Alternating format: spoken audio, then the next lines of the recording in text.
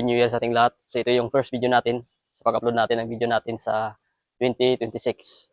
So kung naalala nyo pa yung itong MIUI 125 nating pinalitan ng camshaft, yung gasgas yung kanyang camshaft. So meron tayong video dyan sa ating YouTube channel. So kung gusto nyo tingnan mga ideas, lagay ko lang yung link sa comment section o sa ating description.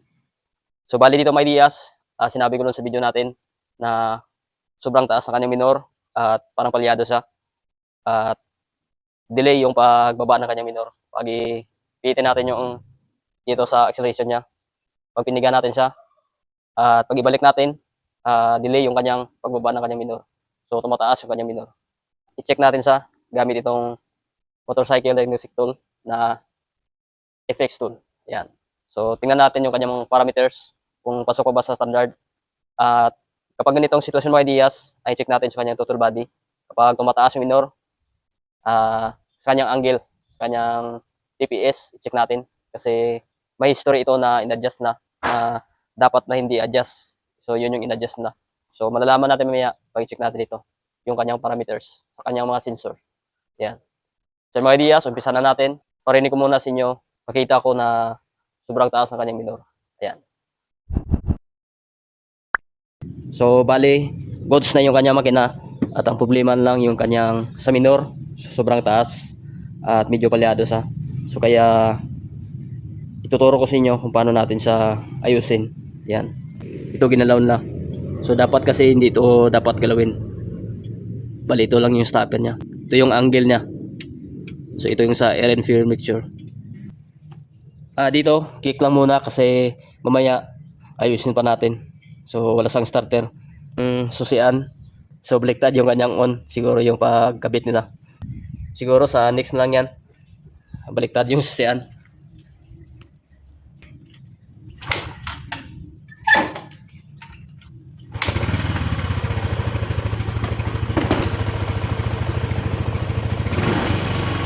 Yan.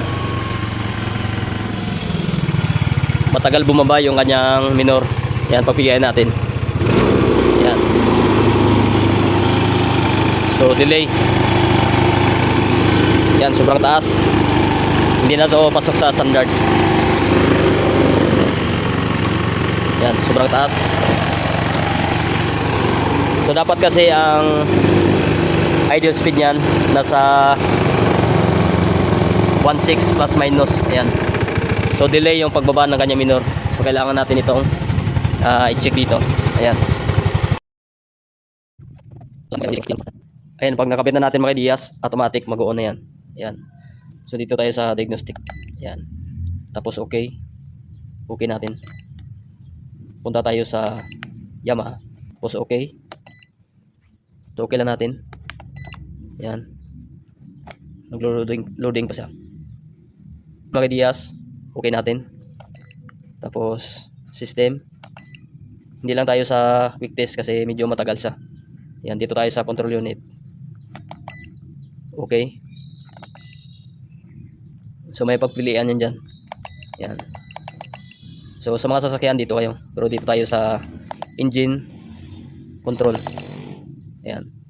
Okay. Tapos on natin yung susian. On. Yan. Pag na-on natin, okay natin. Yan. System. Hintayin lang natin. Tapos off natin. Off natin susian. Tapos okay.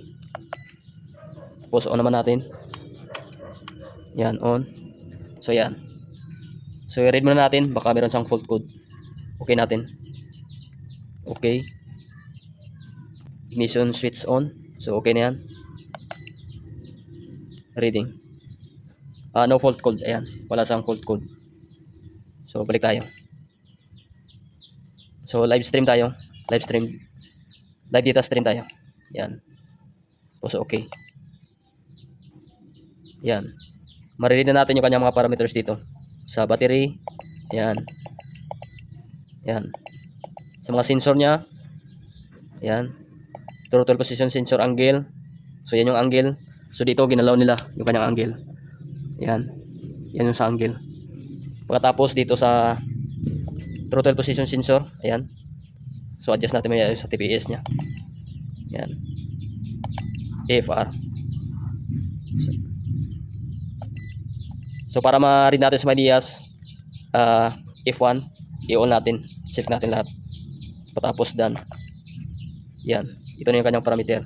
So 12 point something yung kanyang ano. Yan, engine speed. So mamaya panda rin natin. Kita natin yan mamaya na sobrang taas ng kanyang RPM. So ignition timing 10. So ang ignition timing dito natin makikita yan. Yan. Ignition timing 10. Ayan.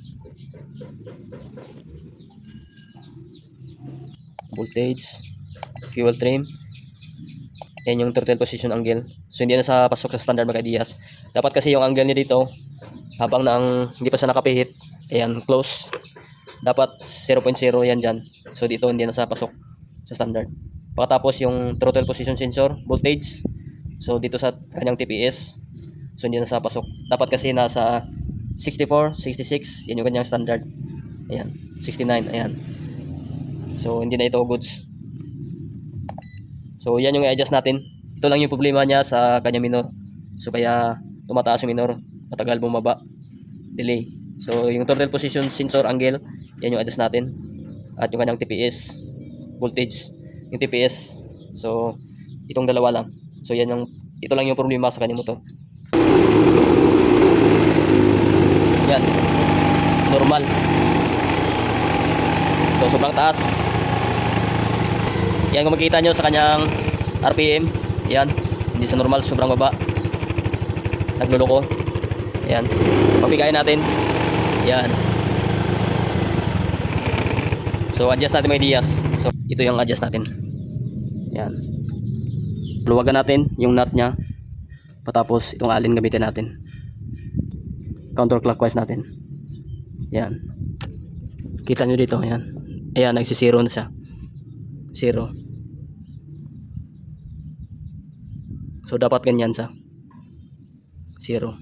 Yan. Patapos ipitan na natin yan. At dito naman tayo maya sa voltage sa kanyang TPS voltage. Ayan. So gusto na 0 na siya. Ipitan na natin.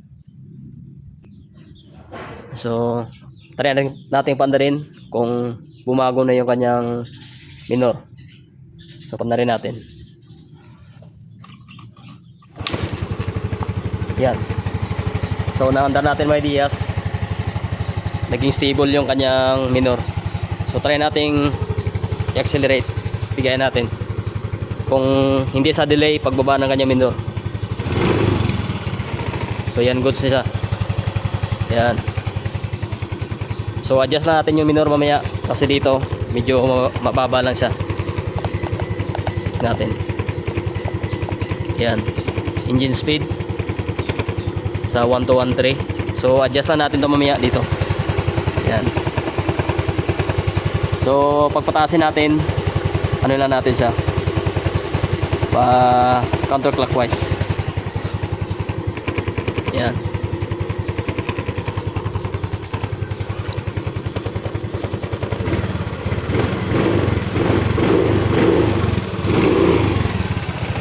Yan. Hindi na nagde-delay at hindi na tumataas yung kanyang minor. So stable na siya. So ignition timing. So dapat 10 yan dyan. Yan. Goods na. Maingay lang to. Goods na yung kanyang minor. So ito naman diya sa goods na. Naayos na natin yung kanyang sa starter motor, carbon brush. Start natin. Yan. Goods na.